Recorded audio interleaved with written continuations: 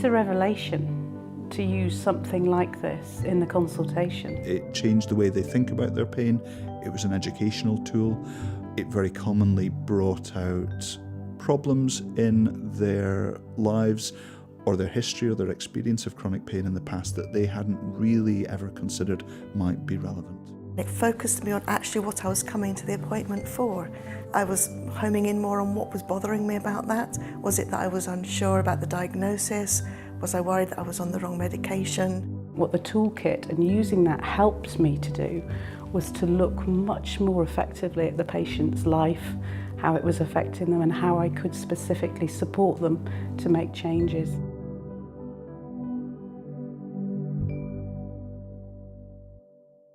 Goals aren't like resolutions, because we know that those don't work very well. And these are things to work towards. So you'd say, in 6 months' time, I would like to be going out at least once a month or something to meet up with friends. And you would think, well, what are the challenges in that?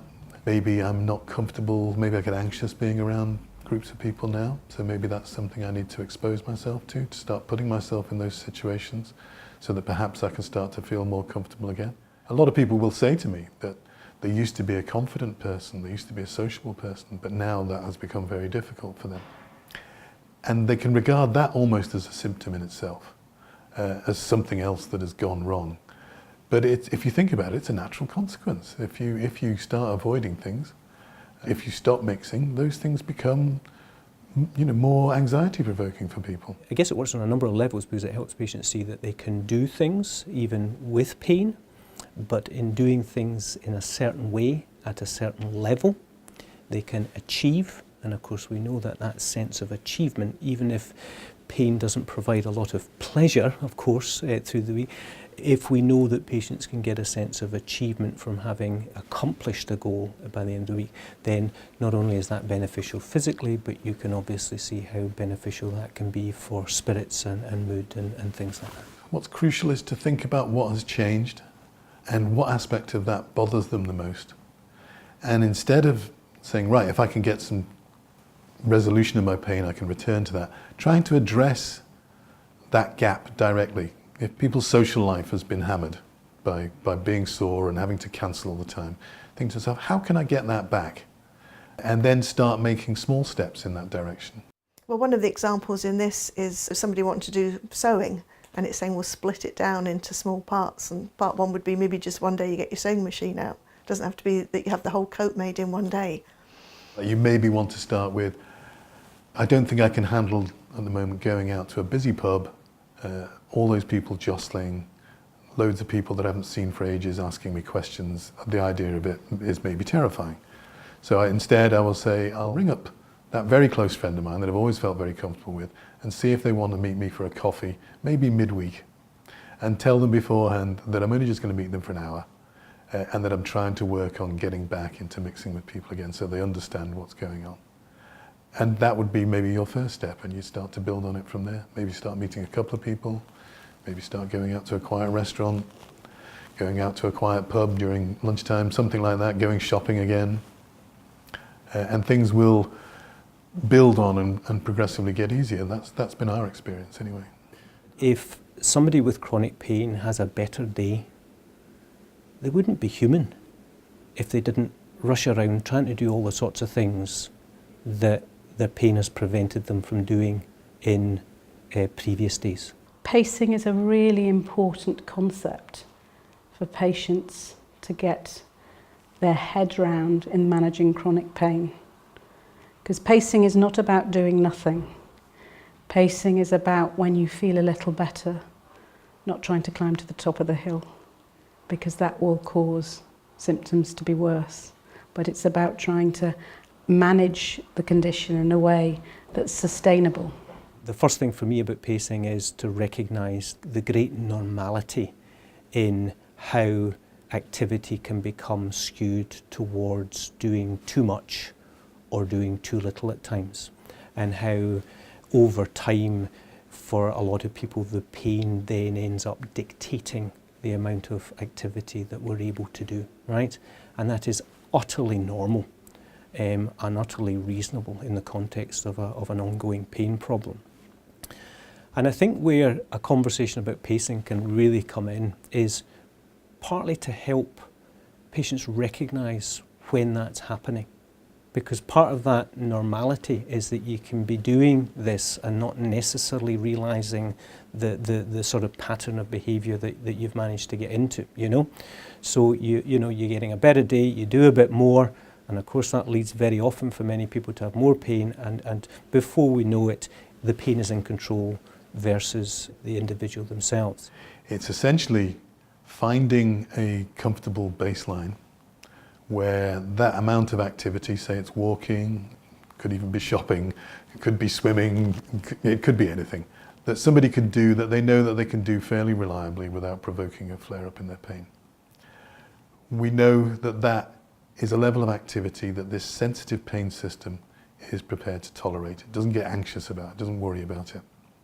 Then we'd encourage people to practice that regularly and not to exceed that amount by too much so that it doesn't provoke these flare-ups and start making it impossible to do this thing regularly. And then over time to gradually add in a little bit more each time of that activity, keeping under the radar, if you like, of this sensitive pain system. And then the pain system adjusts to this new level of activity, doesn't find it anxiety provoking.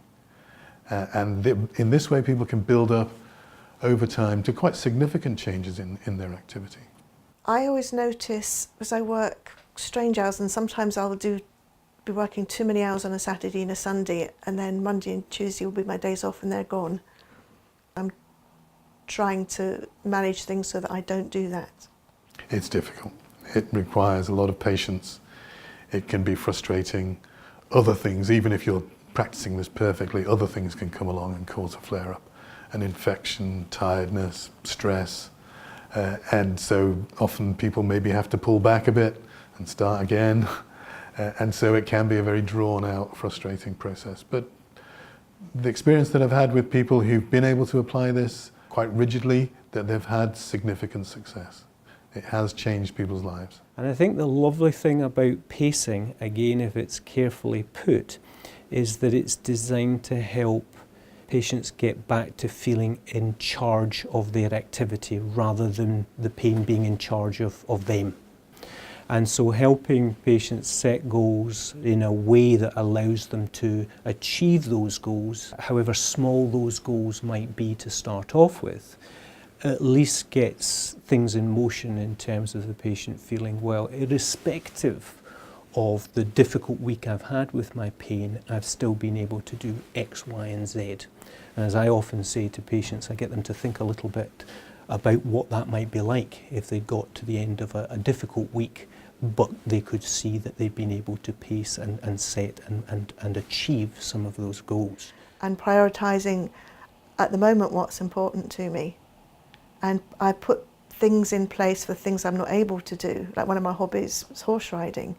So I have somebody that comes and rides my horse 2, 3, 4 times a week because I'm not able to do that at the moment, but I'm hoping that that will come back.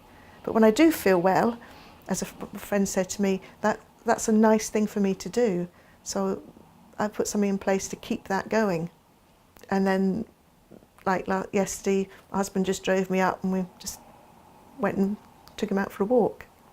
So my goal would be to manage what I'm doing. Managing chronic pain is very difficult, but when patients understand the principles behind pacing, that you're trying to rather have a boom and bust, they feel better, they do more, they crash and feel worse, but they have a more consistent approach so that their condition is managed more evenly, so they can achieve more but over at a different pace. Then they see the rewards of that. Then that becomes really rewarding and really, really exciting for the patient, because what it does is it, instead of saying I can't do this or I can't do that, it becomes I can do this. It's a revelation to use something like this in the consultation. It brought out problems in their lives or their history or their experience of chronic pain in the past that they hadn't really ever considered might be relevant. It focused me on actually what I was coming to the appointment for. I was homing in more on what was bothering me about that. Was it that I was unsure about the diagnosis? Was I worried that I was on the wrong medication? What the toolkit and using that helped me to do was to look much more effectively at the patient's life, how it was affecting them and how I could specifically support them to make changes.